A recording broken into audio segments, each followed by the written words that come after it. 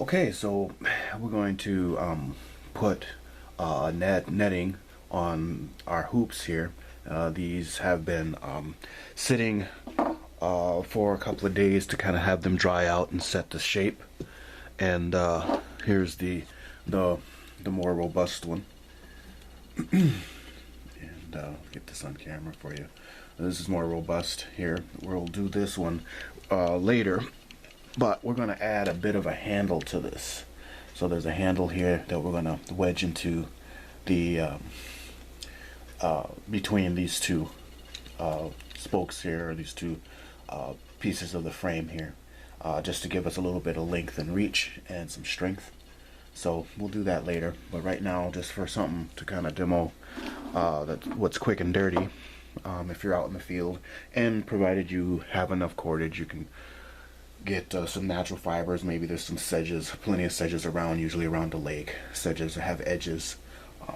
It makes really good quick cordage.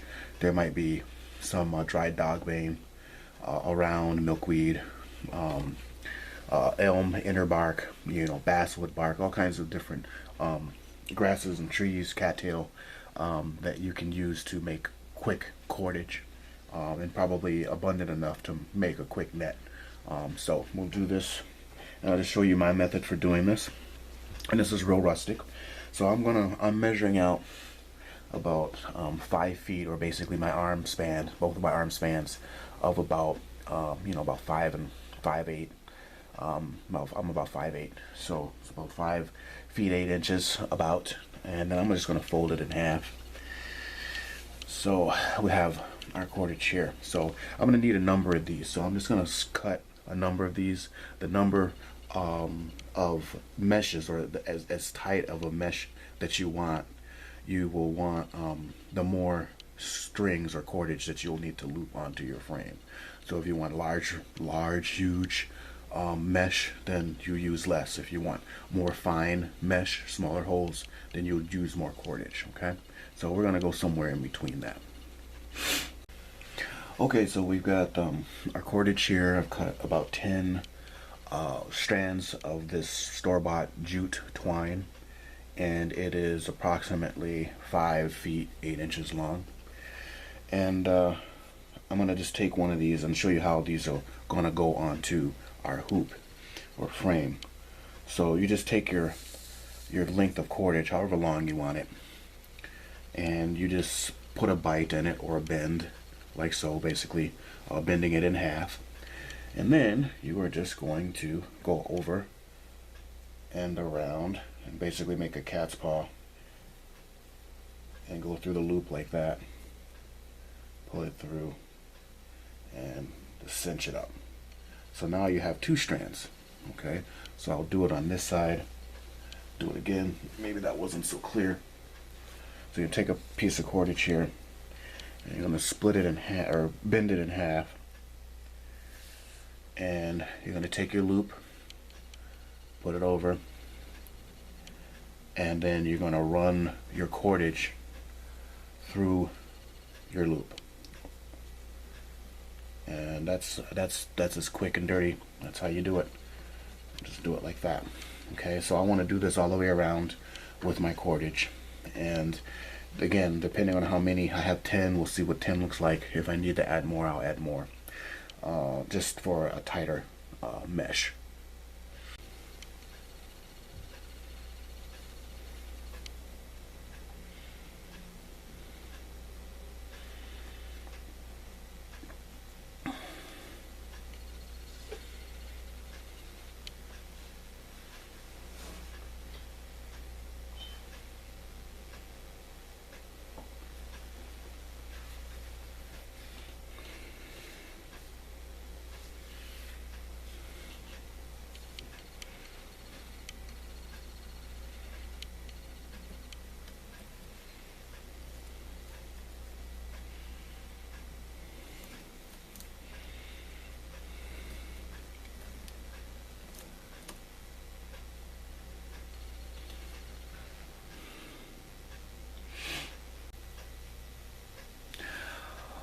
Okay, so I finished my first row all the way around, and I've begun my second row. So basically what you do is from the just below your first knot, your row knot, then you just connect the neighboring legs like so, and that's going to be create your second row. And again, we're just doing an overhand knot,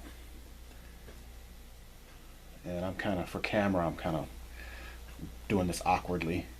Otherwise I would usually place this higher and I could stand around and move from right to left, and I actually just do this on the outside instead of the inside. It's a little easier. But since we're using a simple knot, it doesn't really matter. I can fudge it for now. So now we have a second knot here. So, or it's starting a new row, a second row. So we're just going to connect the two together, and then just the overhand knot.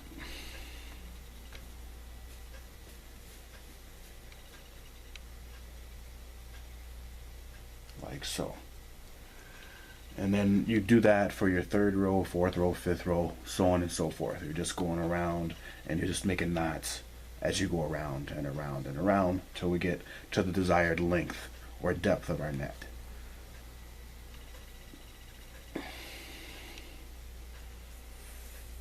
Alright. This jute is a little difficult to work with because it's so hairy. Wants to catch on the hairs and things. It's attach itself to everything like Velcro. Alright. And then over here, the same thing. So now I've completed, after this knot, I will have completed a second row. And now I'm ready to move on to the third row, all the way around. Alright, so we got 2 rows. I'm just going to do a third row, and I'll check in when we're almost, well, excuse me, I'll check in when we're about done. Real easy. So we are about at the end, and I'm just gonna pan this down a little bit so I have a nice black backdrop so it's easier to see the cordage in contrast. So when we get to a point where it's difficult to start to make knots, this will taper, it will shorten because you're putting knots, which shortens the length of your cordage. You could always make it longer by putting in a fisherman's knot to extend it if you want to, but we don't need to do this. This is just a real quick and dirty demo for making a quick hand net in the field, right? So when we get to the end like this, and we have these stranglers, these empty strands, is all we want to do is we're just going to do a big overhand knot and just tie it off. So I'm going to take this, and I'm going to wrestle with this a little bit, but we want to get these all kind of tied up and tied off.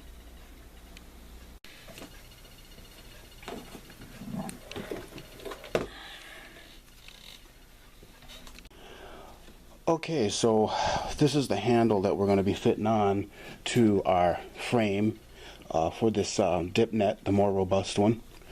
And I've tapered it, I've shaped it. That's why I have my little wood block here on here.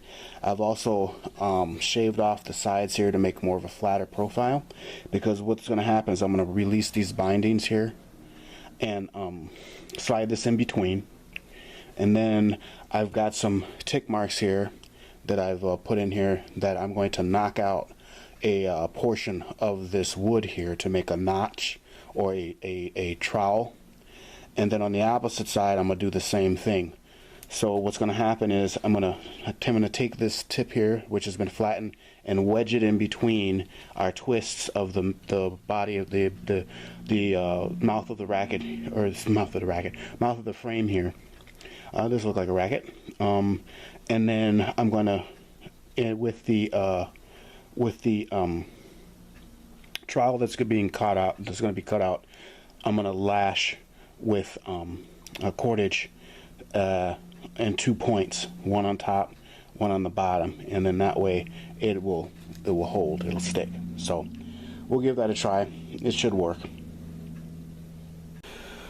Okay, so I've got my lines that I'm gouging out or scoring in, and then I'm going to take my cutting tool and I want to go and kind of pop this portion out. And we'll just take our time and work with it a little bit. Sometimes you gotta cut a little deeper, kind of work it, and you just want to work those fibers so they release.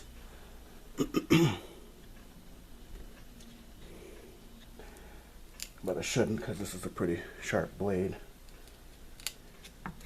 So a sharp knife is a safe knife, but still got to be treated with respect, otherwise I end up having an injury.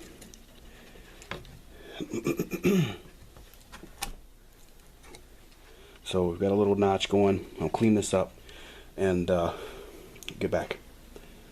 Okay, so this is the configuration we want. We got it tapered here, and I cut out a notch here, or a trough, and another one here on the opposite side. And we've got some cordage here that we're going to lash onto our frame.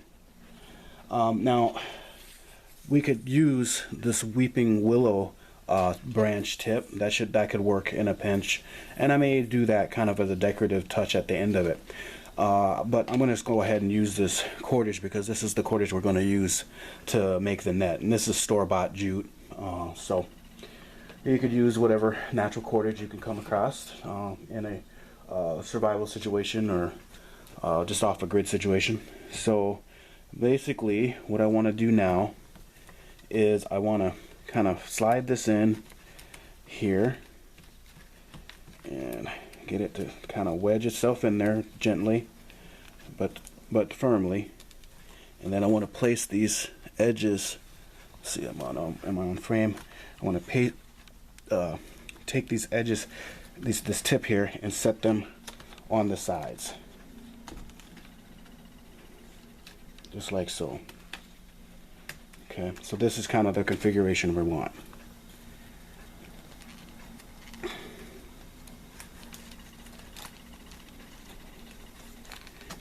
Okay, basically just like that.